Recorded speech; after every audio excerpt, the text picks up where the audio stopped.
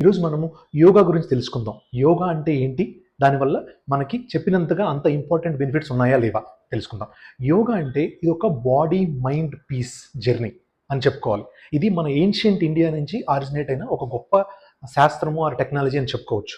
ఈ యోగాలో మెయిన్గా 3 టైప్స్ ఉంటాయి. మెయిన్ ఆసనం, ప్రాణాయామం, ధ్యానం.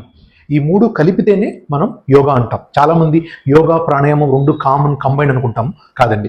ఈ యోగా వల్ల మనకి బాడీకి ఏం బెనిఫిట్స్ ఉండే అవకాశం ఉంటుంది అంటే, ఇది నేను చెప్పేవన్నీ కూడా సైంటిఫిక్ ఎవిడెన్స్తో ప్రూవ్ అయిన మాటలే చెప్తున్నాను.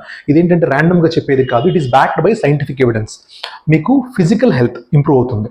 అంటే ఫిజికల్ స్ట్రెంగ్త్ కానీ ఆర్ బ్యాలెన్స్ కానీ flexibility of the body improve అవుతుంది. Mental health improvement second. ఎలాగా?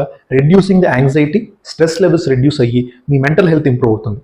థర్డ్ వన్ వచ్చేసి మీకు బాడీలో ఉన్న యాంటీ ఇన్ఫ్లమేటరీ ఏజెంట్స్ తగ్గి, యాంగ్షియస్ లెవెల్స్ తగ్గి అండ్ యాంటీ ఆక్సిడెంట్ థింగ్స్ అనేవి పెరిగే అవకాశం కూడా ఉంటుంది. ఈ 3 థింగ్స్ కూడా scientifically proven by yoga and it's benefits. Yoga చేయటం వల్ల, అందులో ప్రాణాయామం అనే ప్రక్రియ చేయటం వల్ల మీ లంగ్ కెపాసిటీ ఇంప్రూవ్ అవుతుంది అండ్ బ్రీతింగ్ ఎఫిషియన్సీ కూడా పెరుగుతుంది. ఈ 2 టర్మ్స్ కూడా సైంటిఫికల్లీ ప్రూవెన్, అంటే ఎవిడెన్స్ జనరేట్ అయింది, లిటరేచర్ ఎవిడెన్స్ జనరేట్ అయిన తర్వాతనే మనం మాట్లాడుతున్నాం. సెకండ్ పాయింట్, యోగా వల్ల మీకు రెస్పిరేటరీ స్ట్రెంగ్త్ అనేది ఇంప్రూవ్ అవుతుంది.